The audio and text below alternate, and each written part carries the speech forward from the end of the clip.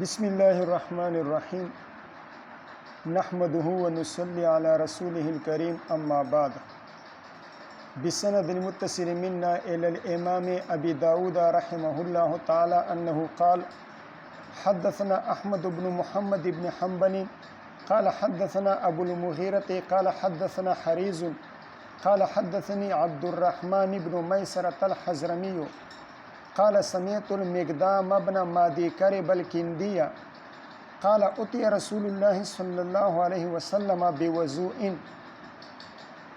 حضرت مقدام ابن مادی کرب الکندی رضی اللہ تعالیٰ عنہ کی مرویات کا آغاز یہاں سے ہو رہا ہے.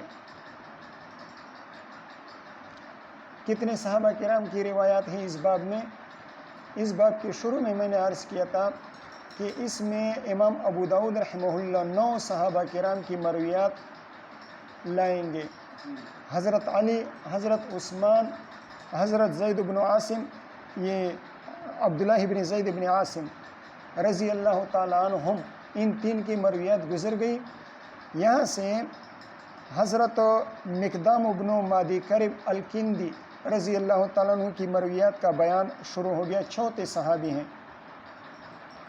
حضرت مقدام رضی اللہ تعالیٰ عنہ فرماتے ہیں اتی رسول اللہ صلی اللہ علیہ وسلم بوضوء، حضور صلی اللہ علیہ وسلم کے پاس وضو کا پانی لایا گیا.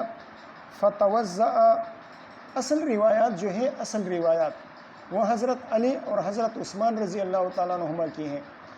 ان کے علاوہ جتنی بھی مرویات ہیں ان میں اختصار سے کام لیا گیا ہے یا صرف ان باتوں کو ذکر کیا گیا ہے جو روایات مفصلہ میں مذکور نہیں ہیں. نئی باتیں جو ہیں وہ باتیں بیان فرمائیں گے. فتوضأ، حضور صلی اللہ علیہ وسلم نے غسل فرمایا. کس طرح؟ فغسل یدیہ، فغسل کفیہ ثلاثا، ہاتھوں کو 3 مرتبہ دھو لیا. وغسل وجہہ ثلاثا، ثم غسل ذراعیہ ثلاثا ثم تمزمز واستنشق ثلاثا. اس میں نئی بات یہ ہے کہ مزمزہ اور استنشاق کا ذکر وہ غسل یدین کے بعد ہے. ہم کیا کرتے ہیں؟ پہلے ہاتھ دھو لیتے ہیں کلائیوں تک، پھر چہرہ دھو لیتے ہیں، یعنی مزمزہ اور استنشاق کر لیتے ہیں، پھر چہرہ دھو لیتے ہیں، پھر ہاتھ دھو لیتے ہیں. لیکن یہاں پر ترتیب کچھ اس طرح ہے کہ پہلے کلائیوں تک ہاتھوں کو دھویا اور پھر چہرے کو دھویا، پھر ہاتھوں کو دھویا کوہنیوں تک، اور پھر مزمزہ اور استنشاق کر لیا. تو اس میں ترتیب کچھ مختلف ہے جو سابقہ روایت مفصلہ میں نہیں تھا. ثم مسح برأسہ وأذنیہ، پھر انہوں نے مسح فرمایا سر پر اور کانوں پر. معلوم ہوا کہ کانوں کا وظیفہ وہ مسح ہے، مسح کیا جائے گا، اس کا دھویا نہیں جائے گا. ظاہرہما و باطنہما، ظاہرہما و باطنہما. اس سے 2 باتیں معلوم ہو گئی. ایک بات تو یہ معلوم ہو گئی کہ اذنین کا مسح کیا جائے گا سر کے پانی کے ساتھ. سر کے مسح کے لیے جو پانی لیا تھا اسی پانی کے ساتھ اذنین کا بھی مسح کیا جائے گا.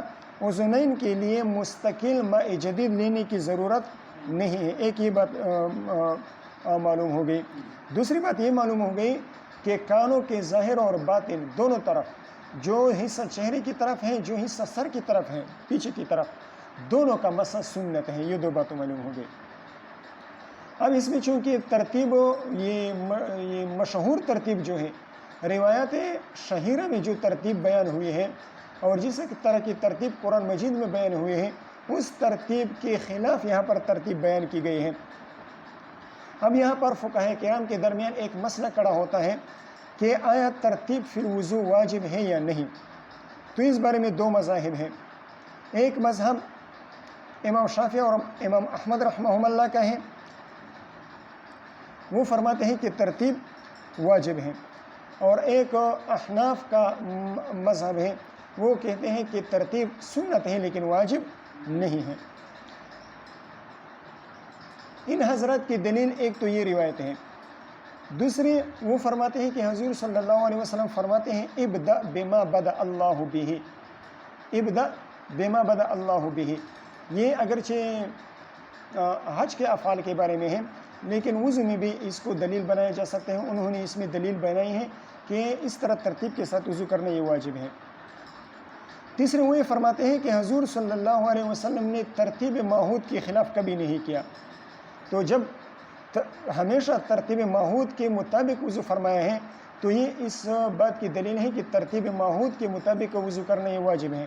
اگر ترتیب معہود کے خلاف وضو کرنا جائز ہوتا تو کبھی نہ کبھی تو بیان جواز کے لیے ایک آدھ مرتبہ کر لیتے. چوتھی دلیل وہ بیان کرتے ہیں کہ قرآن مجید میں پہلے 2 اعضاء مغسولہ کا ذکر ہے، پھر عضو ممسوح کا ذکر ہے، اور پھر رجلین کے غسل کا ذکر ہے. اگر ترتیب کے خلاف وضو کیا جا سکتا ہوتا، اگر ترتیب کے خلاف وضو جائز ہوتا تو متجانسین کے درمیان ایک غیر متجانس چیز نہ آتی. 2 اعضاء مغسولہ کے درمیان ایک عضو ممسوح کا دخول نہ ہوتا، حالانکہ 2 اعضاء مغسولہ کے درمیان ایک عضو ممسوح کا دخول ہوا ہے. یا تو اس طرح ہونا چاہیے تھا کہ پہلے تینوں اعضاء مغسولہ کا ذکر فرماتے اور پھر بعد میں مسح کا ذکر فرماتے، تاکہ متجانسین کی ترتیب خراب نہ ہوتی اور متجانسین میں ایک غیر چیز متجانسین کے درمیان ایک غیر چیز داخل نہ ہوتی. تو جب متجانسین کے درمیان ایک غیر چیز کو داخل کر دیا تو یہ اس بات کی دلیل ہے کہ اس ترتیب کے ساتھ وضو کرنا واجب ہوگا، ورنہ اس ترتیب کے ساتھ وضو کرنا واجب ہوگا. متجانسین کے درمیان تفریق کسی خاص نقطہ اور کسی خاص وجہ کی وجہ سے ہوتی ہے، اور وہ نقطہ اور وجہ یہ ہے کہ ترتیب واجب ہے. ترتیب کیا ہے؟ واجب ہے. جواب سن لیں احناف کی طرف سے. احناف کی طرف سے جواب یہ ہے کہ ٹھیک ہے، حضور صلی اللہ علیہ وسلم نے ترتیب معہود کے خلاف وضو نہیں فرمایا ہے، لیکن مجرد فعل تو وجوب پر دلالت نہیں کرتا. ترتیب معہود کے مطابق کیا ہے ہمیشہ، لیکن اس طرح کرنا یہ وجوب کی دلیل نہیں ہے. ٹھیک ہے. اور یہ جو ثم کا لفظ آیا ہے تو یہ ثم کا لفظ راوی کے الفاظ ہیں، حضور صلی اللہ علیہ وسلم کے الفاظ نہیں ہیں. تو اس ثم سے یہ جو انہوں نے کہا کہ نہیں ہماری دلیل ہے اس میں ثم آیا ہے تو ثم ترتیب پر دلالت کرتا ہے، تو ہم کہتے ہیں کہ یہ ثم راوی کے الفاظ ہیں، صحابی کے الفاظ ہیں، حضور صلی اللہ علیہ وسلم کے الفاظ نہیں ہیں، لہٰذا اس سے وجوب پر استدلال نہیں کیا جا سکتا.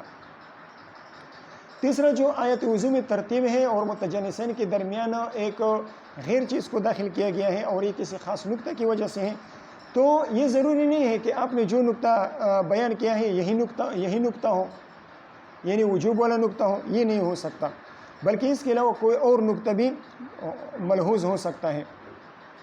اور وہ نقطہ کیا ہے؟ اور وہ نقطہ یہ ہے کہ مسح رأس کو غسل رجلین کو مسح رأس کے بعد ذکر کر دیا. اس لیے ذکر کر دیا کہ جس طرح مسح رأس میں پانی کو استعمال نہیں کیا جا سکتا زیادہ، اسی طرح غسل رجلین میں بھی پانی کو زیادہ استعمال نہ کیا جائے. عام طور پر آدمی کا خیال یہ ہوتا ہے کہ پاؤں چونکہ زمین کے ساتھ لگتے ہیں تو اس پر زیادہ پانی بہانا چاہیے تو اس میں انقاء زیادہ آ جائے. اور یہ بھی عام لوگوں کی عادت ہوتی ہے، عام طور پر عادت ہوتی ہے کہ جب جتنا بھی پانی لوٹے میں برتن میں بچ جائے آخر میں پاؤں دھوتے وقت سارا پانی اس پاؤں پر بہا لیتے ہیں، اگرچہ بہت زیادہ پانی کیوں نہ ہو تو سارا پانی کیا کر لیتا ہے، پانی پر بہا لیتے ہیں. تو اس بات کی طرف اشارہ ہے کہ زیادہ پانی نہیں بہانا چاہیے، بلکہ جس طرح باقی اعضاء کو 3 مرتبہ دھوئیں اسی طرح پاؤں کو بھی 3 مرتبہ دھونا چاہیے، اس پر زیادتی نہیں کرنی چاہیے. یہاں پر ایک اور اختلاف بھی آتا ہے اور وہ یہ ہے کہ دلک فی الوضو کی کیا حیثیت ہے. تو اس سلسلے میں امام مالک رحمہ اللہ فرماتے ہیں کہ دلک رگڑنا یعنی امرار الید علی اعضاء الوضو یہ واجب ہے. اعضاء وضو پر ہاتھوں کو پھیرنا اور اعضاء وضو کو رگڑنا وہ فرماتے ہیں کہ یہ واجب ہے.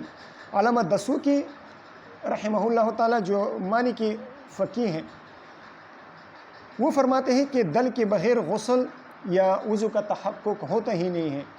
دلک نہ ہوا ہو تو نہ غسل کا تحقق ہوتا ہے اور نہ وضو کا تحقق ہوتا ہے۔ تو ان کے ارشاد سے معلوم ہوتا ہے کہ دو چیزیں الگ الگ ہیں، ایک ہے حفاظت الماء اور ایک ہے غسل۔ بغیر امرار الید کے غسل نہیں کہلاتا، بغیر امرار الید کے غسل نہیں کہلاتا، بلکہ وہ حفاظت الماء کہلاتا ہے، یعنی پانی کا بہانا۔ تو اگر دلک نہ کیا ہو، امرار الید علی الاعضاء نہ کیا ہو، تو اس کو ہم غسل نہیں کہتے، غسل نہیں کہہ سکتے۔ اور غسل میں مامور بھی وہ غسل ہے، نہ کہ حفاظت الماء۔ وضو میں کیا ہے؟ مامور بھی کیا ہے؟ فغسلوا وجوہکم، تو وایدیکم الی المرافق، تو وہاں پر مامور بھی وہ غسل ہے، حفاظت الماء نہیں ہے۔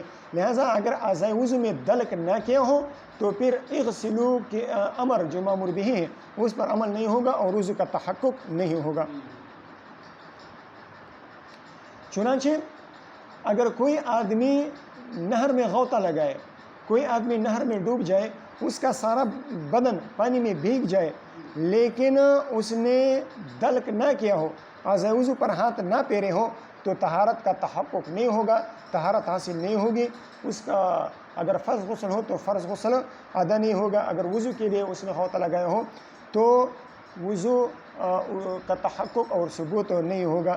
لیکن دیگر ائمہ ثلاثہ وہ فرماتے ہیں کہ دلک ضروری نہیں ہے، بلکہ بس حفاظت الماء کافی ہے، حفاظت الماء کافی ہے۔ اعضاء گیلے ہو جائیں اور اس پر پانی کا سیلان ہو جائے، پانی بہہ جائے اور تقاطر ہو جائے تو بس یہ غسل کافی ہے، اور غسل بھی ادا ہو جائے گا، وضو کا تحقق اور ثبوت بھی ہو جائے گا۔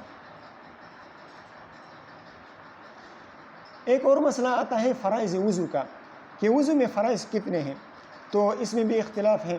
احناف کے ہاں وضو کے فرائض وہ 4 ہیں، جیسا کہ آیت وضو میں ہے، ہاتھوں کا دھونا، چہرے کا دھونا، سر پر مسح کرنا، پاؤں کا دھونا۔ تو یہ 4 اعضاء کا جو ہے نا یہ وضو میں، یعنی 3 اعضاء مغسولہ اور 1 عضو ممسوحہ، یہ فرض ہے وضو میں۔ امام شافعی رحمہ اللہ کے ہاں فرائض وضو وہ 6 ہیں، 4 تو یہ ہیں جو احناف کے ہاں ہیں۔ 5واں ہے نیت اور 6واں ہے ترتیب۔ ان کے ہاں نیت وضو کے لیے ضروری ہے اور ترتیب کے ساتھ وضو کرنا ضروری ہے۔ مالکیہ کے ہاں 7 چیزیں وہ وضو میں فرض ہیں، ٹھیک ہے۔ 5 تو یہی ہیں، یعنی 4 احناف والے، اور 5ویں نیت، اور 6ٹھی چیز جو ہے نا وہ موالات ہے۔ موالات تسلسل کے ساتھ وضو کرنا اور پے در پہ وضو کرنا، اس طرح وضو کرنا کہ ایک اندام کے خشک ہونے سے پہلے دوسرا اندام دھو لیا جائے، ایک وضو کے خشک ہونے سے پہلے دوسرا وضو دھو لیا جائے، اس طرح تسلسل اور پے در پہ وضو کیا جائے۔ تو یہ 6ٹھا فرض ہو گیا مالکیہ کے ہاں، اور 7واں فرض جیسا کہ ابھی بیان ہو گیا، اور 7واں فرض وہ دلک ہے۔ وہ کیا ہے؟ دلک ہے۔ امام احمد رحمہ اللہ کے ہاں بھی فرائض وضو وہ 7 ہیں، لیکن مالکیہ نے جو 7ویں چیز دلک بیان کی تھی، ان کے ہاں 7ویں چیز ترتیب ہے۔ تو 4 تو وہی ہمارے والے، ہاتھوں کا دھونا، چہرے کا دھونا، سر پر مسح کرنا، پاؤں کا دھونا، اسی طرح موالات 6ٹھی ہو گئی، اور 5ویں ہو گئی، اور 6ٹھی چیز دلک ہے، اور 7ویں چیز وہ ترتیب ہے۔ 7ویں چیز کیا ہے؟ ترتیب ہے۔ نہیں، دلک ان کے ہاں نہیں ہے، امام احمد رحمہ اللہ کے ہاں دلک نہیں ہے، بلکہ دلک کی جگہ وہ ترتیب کو بیان کرتے ہیں۔ تو کتنے ہو گئی؟ 4 ہماری والی، اور 5ویں نیت، 6ٹھی موالات، اور 7ویں ترتیب۔ کیا ہو گئی؟ ہاتھوں کا دھونا، چہرے کا دھونا، سر پر مسح کرنا، پاؤں کا دھونا، نیت کرنا، اور موالات اور ترتیب، موالات اور ترتیب، ٹھیک ہے۔ وبه قال حدثنا محمود بن خالد ويعقوب بن كعب الأنطاكي لفظه بھی پڑھ سکتے ہیں، یعنی ذکر لفظه، اور لفظه هذا لفظه، آگے جو الفاظ آ رہے ہیں وہ یعقوب بن کعب الانطاکی رحمہ اللہ کی حدیث کے الفاظ ہیں۔ قال حدثنا الولید بن مسلم عن حریز بن عثمان عن عبد الرحمن بن میسرة عن المقدام بن معدی کربہ رضی اللہ تعالیٰ عنہم قال رأیت رسول اللہ صلی اللہ علیہ وسلم توضأ، میں نے حضور صلی اللہ علیہ وسلم کو وضو فرماتے ہوئے دیکھا، فلما بلغ مسح رأسہ، جب حضور صلی اللہ علیہ وسلم مسح رأس تک پہنچے. یہ الفاظ کس کے ہیں؟ فلما بلغ مسح رأسہ، یہ حضرت مقدام رضی اللہ تعالیٰ کے الفاظ ہیں کہ جب حضور صلی اللہ علیہ وسلم مسح رأس تک پہنچے، انہوں نے باقی سب کچھ کر لیا، اب مسح رأس کی نوبت آ گئی. تو جب مسح رأس کی نوبت آ گئی، وضع کفیہ علی مقدم رأسہ، تو انہوں نے اپنے ہتھیلیوں کو سر کے اگلے حصے پر رکھ دیا. ایک تو یہ احتمال ہو گیا کہ یہ الفاظ راوی کے ہیں، لیکن اگر یہ الفاظ امام ابو داؤد رحمہ اللہ کے ہیں، امام ابو داؤد رحمہ اللہ فرماتے ہیں فلما بلغ مسح رأسہ، جب حضرت مقدام رضی اللہ تعالیٰ عنہ سر کے مسح کی ذکر تک پہنچ گئے. اگر یہ الفاظ امام ابو داؤد کے ہوں تو مطلب یہ ہوگا کہ امام ابو داؤد رحمہ اللہ نے روایت میں اختصار کیا ہے. اور اختصار کیوں کیا ہے؟ اس کی وجہ یہ ہے کہ تفصیلی روایت تو گزر گئی، یہاں پر وہ روایات بیان کر رہے ہیں جس میں کوئی نئی بات ہو. تو باقی حدیث وہ تو مقبل روایات مفصل میں باقی باتیں ذکر کی گئی تھی، لیکن یہ نئی باتیں تو اس وجہ سے اس نئی بات کو لے کر یہاں پر ذکر کر دیا. لیکن پہلے احتمال وہ زیادہ صحیح ہے کہ یہ راوی کے الفاظ ہیں، راوی نے اس طرح کیا ہے، یہ مکمل حدیث ہیں، اس میں اختصار نہیں کیا گیا ہے.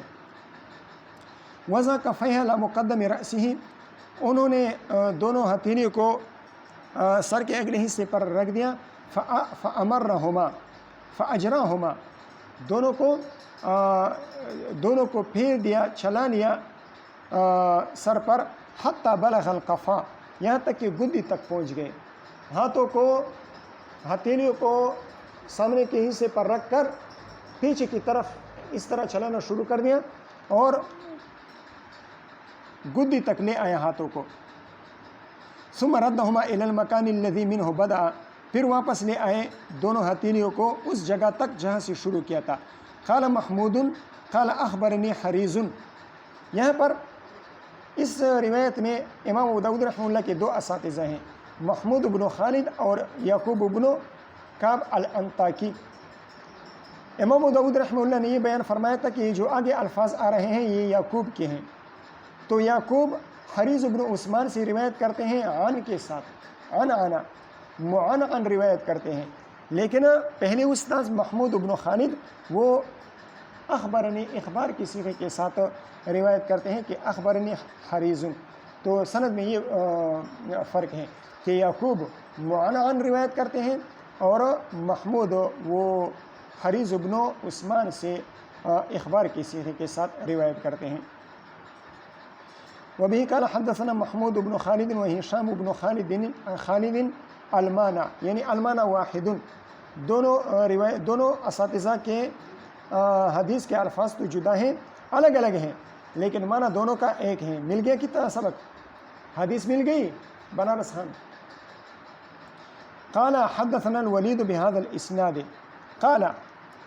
قال الولید في هذه الرواية ومسح بأذنيه ظاهرهما وباطنهما. حضور صلی اللہ علیہ وسلم نے دونوں کانوں کا مسح کر لیا، ظاہر کا بھی اور باطن کا بھی، یعنی جو حصہ چہرے کی طرف ہے ان کا بھی مسح کر لیا اور جو حصہ پیچھے کی طرف ہے ان کا بھی مسح کر لیا. زیادہ ہشام،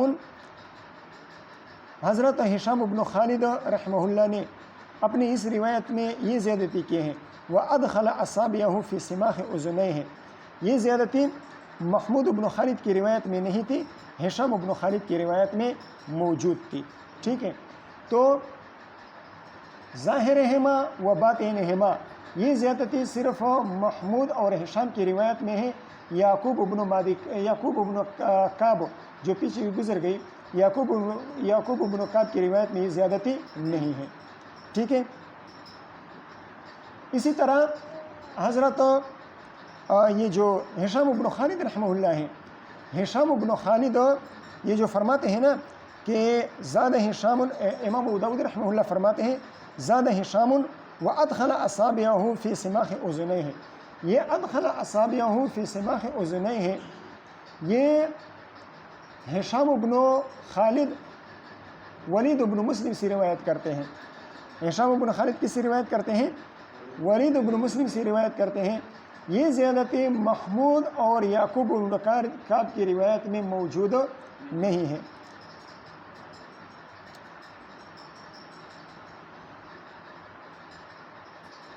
یہ زیادتی یعقوب بن کعب انطاکی اور محمود بن خالد کی روایت میں یہ زیادتی موجود نہیں ہے، ٹھیک ہے۔ یہ زیادتی صرف کون بیان کرتے ہیں؟ ہشام بیان کرتے ہیں نا، ہشام بن خالد، لیکن ان کے بھائی محمود بن خالد یہ زیادتی روایت نہیں کرتے۔ اسی طرح یعقوب بن کعب وہ روایت پیچھے گزر گئی، اس روایت میں بھی وَأَدْخَلَ أَصَابِعَهُ فِي سِمَاخِ أُذُنَيْهِ یہ الفاظ وہاں پر بھی موجود نہیں تھے۔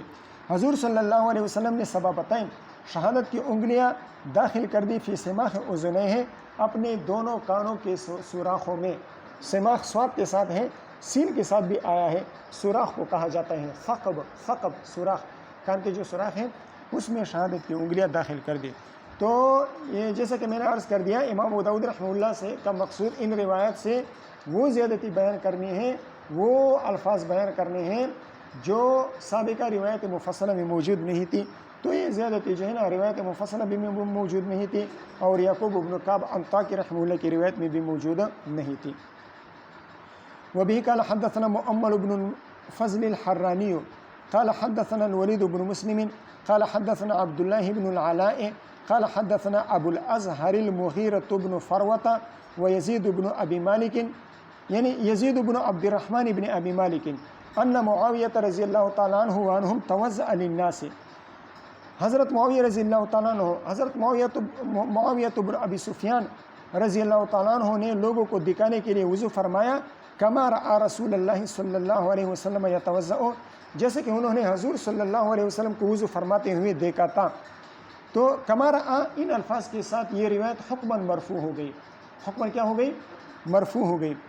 فلما بلغ معاویہ رأسہ، فلما بلغ معاویہ مسح رأسہ، جب حضرت معاویہ رضی اللہ تعالیٰ سر کے مسح تک پہنچ گئے، باقی وضو تو کر لیا، اب سر کے مسح کی باری آ گئی، سر کے مسح کی نوبت آ گئی، تو وہاں تک جب پہنچ گئے تو حضرت معاویہ نے کیا رضی اللہ تعالیٰ نے کیا فرمایا، کیا کہا؟ غرف غرفۃ من ماء، انہوں نے ایک چلو پانی کا بڑا، فتلقاها بشمالہ، دائیں ہاتھ سے پانی کا ایک چلو بھرا اور سر کی طرف اٹھاتے ہوئے بائیں ہاتھ سے مدد لی تاکہ پانی گرے نہیں، بائیں ہاتھ سے مدد لی تاکہ دائیں ہاتھ یعنی دائیں چلو میں جو پانی ہے وہ نہ گرے، تو فتلقاها بشمالہ، بائیں ہاتھ کے ساتھ بائیں ہاتھ کو دائیں ہاتھ کے ساتھ ملایا تاکہ پانی گرے نہیں، اور پھر اپنی گدی پر رکھ لیا، یعنی مجرد ید مبتلا پر اکتفا نہیں کیا بلکہ باقاعدہ زیادہ پانی لیا۔ کیا کیا؟ زیادہ پانی لیا، ید مبتلا پر اکتفا نہیں کیا مسح میں، بلکہ باقاعدہ طور پر چلو بھر کر پانی لے لیا، اور اتنے اہتمام کے ساتھ اور باقاعدگی کے ساتھ لے لیا کہ بائیں ہاتھ کو بھی اس کے ساتھ ملا لیا تاکہ چلو سے پانی گرے نہیں۔ حتی وضعها علی وسط رأسہ، یہاں تک کہ سر کے درمیان میں اس پانی کو رکھ دیا، حتی قطر الماء او کاد ان یقطر، کاد یقطر یعنی کاد ان یقطر،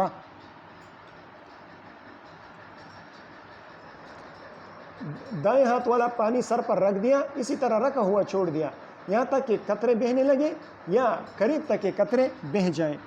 ثم مسح من مقدم رأسه، ثم مسح من مقدمه، ثم مسح یعنی ثم بدأ المسح من مقدم الرأس الى مؤخر الرأس ومن مؤخر الرأس الى مقدم الرأس، یعنی سر کے اگلے حصے سے مسح شروع کر دیا پیچھے کی طرف، پھر پیچھے سے دوبارہ ہاتھوں کو لے آئے اگلی طرف۔ تو یہ زیادتی کہ حضرت معاویہ رضی اللہ تعالیٰ عنہ نے چلو بھر کر پانی لے لیا اور سر پر چلو کو رکھ دیا، یہ زیادتی سابقہ روایت میں موجود نہیں تھی۔ اب اس میں یہ بحث ہے کہ غسل مسح کی طرف سے کافی ہوتا ہے یا نہیں، یہاں تک ایک چلو پانی لے کر سر پر رکھنا اور پھر تقاطر کا ہونا یہ تو غسل ہے، یہ تو مسح نہیں ہے۔ تو بعض علماء کرام کہتے ہیں کہ مطلقاً غسل مسح سے کافی ہو جاتا ہے، اور بعض علماء کرام کہتے ہیں کہ مسح کے بعد امرار الید بھی ضروری، یعنی غسل کے بعد سر پر پانی رکھ دیا، سر پر پانی بہا دیا، پھر امرار الید بھی ضروری ہے، ہاتھ کا پھیرنا بھی ضروری ہے، تب یہ مسح کا تحقق ہوگا۔ احناف کے ہاں اگر امرار الید ہو یا نہ ہو، بس ظاہر شعر مبتل ہو گئے، ظاہر شعر وہ گیلے ہو گئے، ظاہر شعر پر تری آ گئی تو بس کافی، مسح کے لیے یہ کافی ہے۔ جیسے کہ غسل میں ہوتا ہے، کسی کا وضو نہیں ہوتا وہ غسل کر لیتا ہے، سارے بدن پر پانی بہا لیتا ہے، سر پر بھی پانی بہا لیتا ہے، لیکن دلک نہیں کرتا نہ بدن پر اور نہ سر پر، تو تب بھی ہم کہتے ہیں کہ اس کا وضو ہو گیا، حالانکہ اس نے سر پر ہاتھ نہیں پھیرا ہوا ہوتا ہے۔ اسی طرح کوئی آدمی نہر میں گر گیا، پورا بدن گیلا ہو گیا، فوراً نکل آیا، اس نے امرار الید علی الاعضاء نہ کیا ہے، امرار الید علی الراس نہ کیا ہے، تب بھی ہم وضو کے ہونے کا حکم لگاتے ہیں، ٹھیک ہے۔ وبه قال حدثنا محمود بن خالد قال حدثنا الولید بهذا الاسناد، ولید بن مسلم نے اس سند کے ساتھ اگلی روایت بیان کی ہے۔ قال الولید فی حدیثه فتوضأ ثلاثا وغسل رجليه بغیر عدد۔ ولید بن مسلم نے یہ الفاظ بیان کیے ہیں، فتوضأ ثلاثا وغسل رجليه، یہ سابق کی روایت میں یہ زیادتی نہیں تھی، تو یہاں پر اس زیادتی کو بیان کرنے کے لیے امام ابو داؤد رحمہ اللہ نے اس حدیث کو یہاں پر ذکر کیا ہے۔ بغیر عدد، اس کا عطف کس کے ساتھ ہے؟ اگر اس کا عطف غسل کے ساتھ ہو، غسل رجلہ بغیر عدد، ہاتھوں کو پاؤں کو دھویا بغیر کسی عادت کے، بغیر کسی تعداد کے، یعنی انگنت مرتبہ دھویا، تو پھر یہ دلیل بن جائے گی امام مالک رحمہ اللہ کی، کہ وہ بھی کہتے ہیں کہ غسل رجلین میں کسی عدد کی تعین نہیں ہے، جتنی مرتبہ آپ دھونا چاہتے ہیں دھو سکتے ہیں، لیکن اس کا تعلق غسل کے ساتھ نہیں ہے، بلکہ اس کا تعلق قال کے ساتھ ہے۔ یعنی ولید بن مسلم نے فتوضأ ثلاثا یہ بھی ذکر کر دیا ہے کہ اعضاء کو 3 مرتبہ دھویا، لیکن غسل رجلین کو بغیر عدد کی ذکر کیا ہے۔ قال بغیر ذکر عدد، بغیر عدد کی ذکر کے انہوں نے غسل رجلین کو بیان کر دیا، ٹھیک ہے۔ تو بغیر عدد کا صحیح متعلق جو ہے، صحیح متعلق وہ قالا ہے، کہ انہوں نے غسل رجلین کو بغیر کسی عدد کی ذکر کے فرمایا تھا کہ پاؤں کو دھو لیا تھا۔ وبه قال حدثنا مسدد قال حدثنا بشر بن المفضل قال حدثنا عبد الله بن محمد بن عقيل عن الربيع بنت معوذ بن عفراء۔ اب یہاں سے حضرت ربیع رضی اللہ تعالیٰ عنہ کی اسانید بیان کی جا رہی ہیں۔ 3 روایات ہیں۔ کتنی روایت ہیں؟ 3 روایت ہیں، اور تمام روایات کا مدار عبداللہ بن محمد بن عقیل پر ہیں۔ یہاں پر بشر بن المفضل روایت کرتے ہیں عبداللہ بن محمد بن عقیل سے، اور اگلی جو روایت آ رہی ہے وہ سفیان بن عیینہ کی روایت ہے، اور اس سے اگلی والی روایت محمد بن عجلان کی ہے۔ تو 3 مرویات ہیں، تمام مرویات کا مدار عبداللہ بن محمد بن عقیل پر ہے، اور پہلی روایت جو ہے وہ بشر بن المفضل روایت کرتے ہیں، دوسرا سفیان بن عیینہ روایت کرتے ہیں، اور تیسری روایت محمد بن عجلان روایت کرتے ہیں۔ عن الربيع بنت معوذ بن عفراء رضی اللہ تعالیٰ عنہ وعنہم قالت کان رسول اللہ صلی اللہ علیہ وسلم یأتینا، حضور صلی اللہ علیہ وسلم ہمارے پاس تشریف لایا کرتے تھے، ہمارے غریب خانے میں تشریف لایا کرتے تھے۔ فحدثتنا، حضرت عبداللہ بن محمد بن عقیل رحمہ اللہ فرماتے ہیں فحدثتنا، حضرت ربیع رضی اللہ تعالیٰ عنہ نے ہمیں حدیث بیان کی، انہو قال، یعنی انہو جاءنا یوما وقال لی، حضور صلی اللہ علیہ وسلم ہمارے پاس ایک دن تشریف لائے اور مجھ سے فرمایا اس کو بھی لی وضوءن، اے ربیع، یا ربیع اس کو بھی لی وضوءن، میرے لیے پانی کے وضو کے پانی کا بندوبست کیجئے، میرے لیے وضو کا پانی لائیے۔ فذکرت وضوء النبی صلی اللہ علیہ وسلم، تو ظاہر ہے حضرت ربیع رضی اللہ تعالیٰ عنہ نے وضو کا پانی لایا ہوگا، پھر انہوں نے وضو فرمایا ہوگا۔ اب فذکرت وضوء النبی صلی اللہ علیہ وسلم، حضرت ربیع رضی اللہ تعالیٰ عنہ حضور صلی اللہ علیہ وسلم کی وضو کو بیان فرما رہے ہیں۔ قالت فیہ، حضرت ربیہ رضی اللہ تعالیٰ عنہ نے حضور صلی اللہ علیہ وسلم کے وضو کے بارے میں فرمایا فغسل کفیہ ثلاثا ووضع وجہہ، حضور صلی اللہ علیہ وسلم نے وضو کی ابتدا میں 3 مرتبہ ہاتھوں کو دھویا، کہاں تک؟ رسغین تک، کلائیوں تک، ووضع وجہہ ثلاثا، اور چہرے کو دھویا 3 مرتبہ۔ یہاں پر غسل وجہ پر وضو کا اطلاق کیا گیا ہے، یہ اطلاق الکل علی الجزء کے قبیل میں سے ہے۔ ووضع وجہہ ثلاثا یعنی غسل وجہہ ثلاثا، تو غسل وجہ پر وضو کا اطلاق یہ کس قبیل سے ہے؟ اطلاق الکل علی الجزء کی قبیل سے ہے۔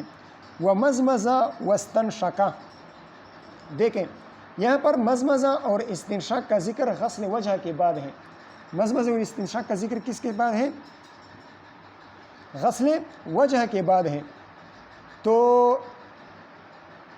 اس سے تو معلوم ہوتا ہے کہ اس طرح بھی وضو کیا جا سکتا ہے، یہ بھی سنت طریقہ ہے، حالانکہ احناف تو اس کو خلاف سنت کہتے ہیں۔ تو اس کا جواب یہ ہے کہ تاخیر فی ذکر، یہ اس سے یہ بات لازم نہیں آتا کہ ادائے فعل بھی مؤخر ہوا ہو۔ کسی بات کو آخر میں ذکر کرنا یہ اس بات کی دلیل نہیں ہے کہ وہ واقعتاً اور خارج میں بھی آخر میں ہوا ہو۔ یہاں پر آخر میں ذکر کیا گیا ہے، لیکن اس سے یہ بات لازم نہیں آتی کہ غسل وجہ کے بعد انہوں نے مزمزہ اور استنشاق کیا ہو، بلکہ ہو سکتا ہے کہ انہوں نے پہلے مزمزہ اور استنشاق کیا ہو، لیکن حضرت ربیہ رضی اللہ تعالیٰ عنہ نے بعد میں اس کو ذکر کیا ہو۔ ومزمز واستنشق مرتن، اور یہ بھی ہو سکتا ہے کہ بیان جواز کے لیے اس طرح کیا ہو کہ اس طرح بھی وضو ہو سکتا ہے۔ بیان جواز کے لیے انہوں نے حضور صلی اللہ علیہ وسلم نے غسل وجہ کے بعد مزمزہ اور استنشاق کیا ہو۔ ووضع یدیہ ثلاثا ثلاثا، ہاتھوں کو ایک مرتبہ دھویا۔ ومسح برأسہ مرتین، اور سر پر مسح کر لیا 2 مرتبہ۔ 2 مرتبہ مسح نہیں کیا تھا، بلکہ اصل میں اس طرح ہوا تھا کہ سر کے اگلے حصے پر ہاتھ رکھ دیے، پیچھے کی طرف لے گئے اور پھر پیچھے سے آگے کی طرف لے گئے، تو حضرت ربیہ رضی اللہ تعالیٰ نے اس کو 2 مرتبہ مسح سمجھ بیٹھے، تو اس کو حضرت ربیہ رضی اللہ تعالیٰ نے 2 مرتبہ مسح سے تعبیر کر دیا، 1 مرتبہ آگے کی طرف، ایک مرتبہ آگے سے پیچھے کی طرف، اور 1 مرتبہ پیچھے سے آگے کی طرف، تو یہ تو ایک ہی مسح ہو گیا، لیکن انہوں نے اس کو 2 مسح سمجھ لیا، اس لیے فرمایا کہ ومسح برأسہ مرتین۔ یبدأ بمؤخر رأسہ ثم بمقدمہ، انہوں نے ابتدا کیا پیچھے سے، سر کے پچھلی جانب سے ابتدا کر لیا، ثم بمقدمہ، پھر انہوں نے آگے کی طرف سے شروع کر لیا مسح۔ یہ اصل میں اس طرح ہے، اقبل بہما و ادبرا، روایت میں اس طرح الفاظ آتے ہیں، اقبل بہما و ادبرا، ترمذی شریف کے الفاظ ہیں۔ تو اقبال چونکہ پہلے ذکر ہوا ہے اور ادبار بعد میں ذکر ہوا ہے، تو حضرت ربیہ رضی اللہ تعالیٰ عنہ نے یہ سوچا کہ یہ جو راوی ہیں، راوی نے یہ سوچا کہ ہو سکتا ہے جب اقبال پہلے ذکر ہوا ہو تو اقبال، یعنی اقبال کس کو کہتے ہیں؟ پیچھے سے آگے کی طرف آنا، تو ہو سکتا ہے حضور صلی اللہ علیہ وسلم نے مسح میں بھی یہ ترتیب اختیار کی ہو کہ ہاتھوں کو پیچھے سے آگے کی طرف لے گئے ہوں، حالانکہ یہ محاورہ ہے، اقبال اور ادبار، اقبل بہما و ادبر، یہ تو محاورہ ہے، جیسے کہ ہم کہتے ہیں شب و روز، شب و روز عربی میں کہتے ہیں شب و روز فارسی میں، اور اردو میں کہتے ہیں دن رات، تو یہ محاورے ہیں، پہلے دن آتا ہے یا پہلے رات آتی ہے؟ اگر دن پہلے آتا ہے تو ہم فارسی میں شب و روز کیوں کہتے ہیں، اور اگر رات پہلے آتی ہے تو ہم اردو میں دن اور رات کیوں کہتے ہیں؟ تو یہ تو محاورہ ہے، محاورے میں ترتیب ملحوظ نہیں ہوتی۔ اسی طرح اقبل بہما و ادبر، یہ بھی محاورہ ہے، اس کا یہ مطلب نہیں ہے کہ پہلے پیچھے سے آگے کی طرف ہاتھ لائے تھے اور پھر آگے سے پیچھے کی طرف ہاتھ لائے تھے، بلکہ ترتیب وہی ہے جو روایت شہیرہ میں ہے، جو مشہور روایات میں ہے اور تفصیلی روایات میں ہے، جیسے کہ آج کے سبق میں بھی یہ بات گزر گئی تھی کہ مقدم رأس سے شروع کیا تھا پیچھے کی طرف، اور پھر پیچھے سے ہاتھ لے آئے تھے آگے کی طرف۔ وبأذنیہ کلتیہما، اور دونوں کانوں کا بھی مسح کر لیا، ظہورہما و بطونہما، ووضع رجلیہ ثلاثا ثلاثا۔ قال ابو داود وهذا معنى حدیث مسدد، امام ابو داود رحمہ اللہ کے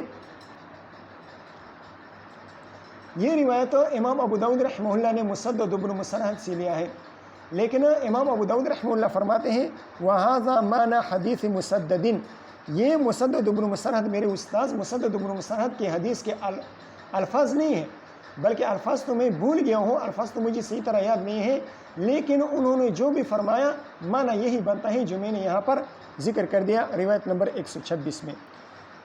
یہ اگلی روایت یہ بھی حضرت ربیہ رضی اللہ تعالیٰ عنہ کی ہے اور سفیان بن عیینہ کی طریق سے ہیں۔ وبی قال حدثنا اسحاق بن اسماعیل قال حدثنا سفیان سے مراد سفیان بن عیینہ عن ابن عقیل بهذا الحدیث، یہی بشر بن المفضل والی روایت کی طرف اشارہ ہے کہ سفیان بن عیینہ نے بھی عبداللہ ابن محمد ابن عقیل سے یہ روایت بیان کی ہے۔ البتہ یغیر بعض معانی بشرین، سفیان بن عیینہ اس روایت میں بشر بن المفضل کے حدیث کے بعض معنی میں تغییر اور تبدیلی لاتے ہیں۔ یغیر سفیان بن عیینہ تبدیلی کرتے ہیں بعض معانی بشرین، بشر بن المفضل کی حدیث کے بعض معانی میں۔ قال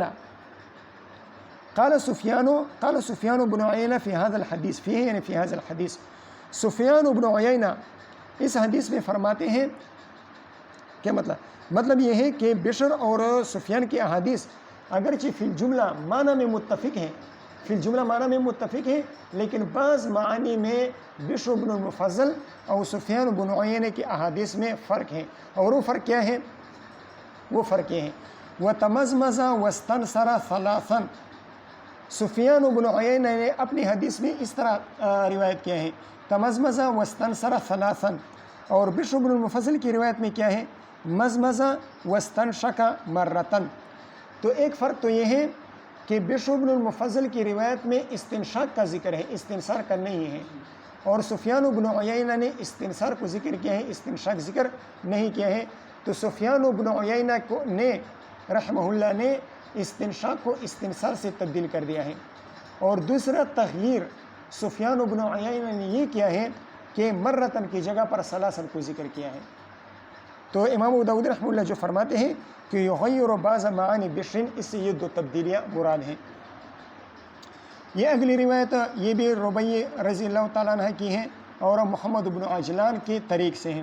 وبی قال حدثنا قتیبۃ بن سعید ویزید بن خالد الحمدانی قال حدثنا اللیث عن ابن عجلان عن عبد الله بن محمد بن عقیل عن الربیع بنت معوذ بن عفراء رضی اللہ تعالیٰ عنہم ان رسول اللہ صلی اللہ علیہ وسلم توضأ عندها، حضور صلی اللہ علیہ وسلم نے ہمارے ہاں وضو فرمایا، فمسح الرأس كله، سر کے تمام کا مسح کر لیا، من قرن الشعر، قرن الشعر یعنی سر کے درمیان سے، یہاں پر مختلف الفاظ آتے ہیں، قرن آتا ہے، فرق آتا ہے وغیرہ وغیرہ، سر کے درمیان سے مسح شروع کر دیا، کل ناحیت کائنۃ لمنصب الشعر، کیا مطلب؟ یعنی بالوں کی جو روش تھی، بالوں کا جو بہاؤ تھا، یعنی بال جس طرف لٹکے ہوئے تھے اس طرف میں انہوں نے مسح فرما لیا۔ یعنی حضور صلی اللہ علیہ وسلم تو جمعہ والے تھے نا، بال لمبے تھے، تو اگر اس طرح مسح کرتے کہ پہلے ہاتھ پیچھے لے جاتے پھر آگے لے جاتے تو بالوں میں انتشار آ جاتا، بالوں میں پراگندگی آ جاتی اور بال بے ترتیب ہو جاتے۔ تو بالوں کو انتشار سے بچانے کے لیے حضور صلی اللہ علیہ وسلم نے سر کے درمیان میں ہاتھ رکھ دیے، اور جس طرف بال لٹک رہے تھے دائیں بائیں آگے پیچھے اس طرف ہاتھوں کو پھیر دیا، دائیں طرف بھی نیچے پھیر دیا، بائیں طرف آگے اور پیچھے، یعنی سر کا مسح کے ساتھ استیاب کر لیا۔ تو اس طریقے کے ساتھ بالوں میں انتشار بھی نہیں آیا، بالوں میں پراگندگی بھی نہیں آئی، اور مسح بھی استیاب کے ساتھ اچھے طریقے کے ساتھ ہو گیا۔ کل ناحیت کائنۃ لمنصب الشعر، لام بمانے الا کے ہیں، کائنۃ الی منصب الشعر، مسح کر لیا، لیکن مسح کی کیفیت کیا تھی؟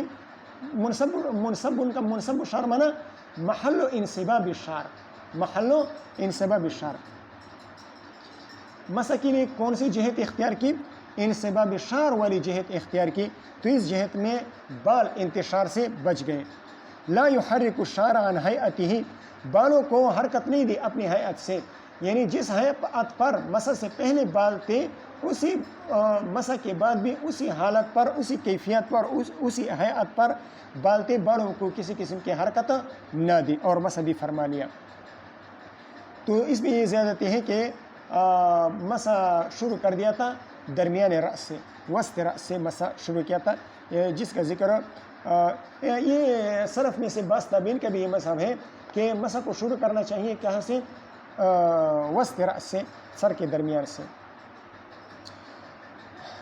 یہ ہو گئے۔ اگلی روایت چوتھی روایت ہے، وہ بھی ربیع کی ہے۔ وبه قال حدثنا قتيبة بن سعيد قال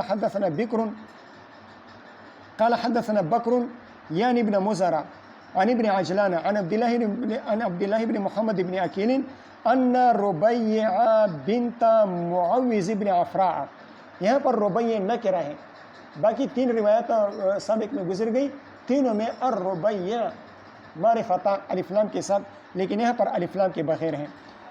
ان ربیع بنت معوذ بن عفراء اخبرته، حضرت عبداللہ بن محمد بن عقیل رحمہ اللہ فرماتے ہیں کہ حضرت ربیع رضی اللہ تعالیٰ عنہ نے مجھے خبر دی، قالت وہ فرماتی ہیں رأیت رسول اللہ صلی اللہ علیہ وسلم یتوضأ، میں نے حضور صلی اللہ علیہ وسلم کو وضو فرماتے ہوئے دیکھا۔ قالت ربیع رضی اللہ تعالیٰ عنہ فرماتی ہیں فمسح رأسہ ومسح ما اقبل منہ وما ادبر، یہ ہے ما اقبل منہ وما ادبر جو ترمذی شریف کے حوالے سے میں نے آپ سے عرض کر دیا۔ فمسح رأسہ ومسح ما اقبل منہ وما ادبر وصدغہ ہے، صدغہ کن پٹی کو کہا جاتا ہے، جو کان اور آنکھ کے درمیان جو بال ہوتے ہیں ان کو کہا جاتا ہے، ان پر بھی مسح کر لیا۔ وأذنیہ ہے، اور کانوں کا بھی مسح کر لیا، مرۃ واحدۃ ایک ہی مرتبہ۔ وبه قال حدثنا مسدد قال حدثنا عبد الله بن داود عن سفيان بن سعيد سفيان الثوري رحمه الله عن ابن عقيل عن الربيع رضي الله تعالى عنه وعنهم أن النبي صلى الله عليه وسلم مسح برأسه من فضل ماء كان في يده، حضور صلی اللہ علیہ وسلم نے سر کا مسح کر لیا من فضل ماء، یعنی من بقیت ماء كان في يده، ہاتھوں کے دھونے کے بعد جو تری رہ گئی تھی ان کے ساتھ انہوں نے حضور صلی اللہ علیہ وسلم نے مسح فرما لیا۔ جیسے کہ احناف کا مذہب ہے تو سابق میں جو غیر فضل یدیہ کے الفاظ گزر گئے تھے، روایت نمبر 120 میں ومسح رأسہ بماء غیر فضل یدیہ، یعنی وہاں پر یہ تھا کہ میں جدید لیا، وہاں پر ہم نے عرض کیا تھا کہ میں جدید لینا جائز ہے، اچھی بات ہے، احتیاط والی بات ہے، لیکن لینا ضروری نہیں ہے۔ اس روایت سے معلوم ہوتا ہے، روایت نمبر 130 سے، کہ نیا پانی لینا ضروری نہیں ہے، بلکہ ید مبتل جو غسل یدین کے بعد ہاتھ تر رہ گیا تھا، اگر اس سے مسح کر لیا تب بھی کافی ہے، درست ہے، مسح کا تحقق اور ثبوت ہو سکتا ہے، مسح وجود میں آ سکتا ہے اور وضو درست ہو سکتا ہے۔ نیا پانی لینا ضروری ہے، البتہ احتیاط اس میں ہے کہ نیا پانی لے لیا جائے۔ آخری روایت لے لیں۔ وبه قال حدثنا إبراهيم بن سعيد قال حدثنا وكيع قال حدثنا الحسن بن صالح عن عبد الله بن محمد بن عقيل عن الربيع بنت معوذ رضی اللہ تعالیٰ عنہ وعنہم ان النبی صلی اللہ علیہ وسلم توضأ، یہ معوذ جانتے ہیں کون ہے؟ یہ قاتلین ابو جہل میں سے ہیں۔ ابو جہل کو مردار کیا تھا نا، ابو جہل کا کام تمام کیا تھا دو بھائیوں نے، کون تھے؟ معوذ اور معاذ، یہ وہ معوذ ہیں، یہ بھی صحابی ہیں، ان کی والدہ عفراء وہ بھی صحابیہ ہیں۔ ان النبی صلی اللہ علیہ وسلم توضأ، حضور صلی اللہ علیہ وسلم نے وضو فرمایا، فادخل اصبعیہ، فادخل اصبعیہ، اصبعیہ مختلف لغات ہیں اس میں، دونوں یعنی سبابتین کو داخل کر دیا، فی جحر اذنیہ، وہاں پر تھا فی سماخ اذنیہ، یہاں پر ہے فی جحر اذنیہ، اور وہاں پر اصابع کا ذکر تھا، یہاں پر اصبعی کا ذکر ہے۔ اصابع وہاں پر جمع تھا لیکن مراد دو تھے۔ فادخل اصبعیہ، فادخل اصبعیہ فی جحر اذنیہ، انہوں نے اپنی دونوں انگلیوں کو داخل کر دیا کانوں کے سوراخ میں۔ وصلی اللہ تعالیٰ علی خیر خلقہ محمد وآلہ واصحابہ اجمعین۔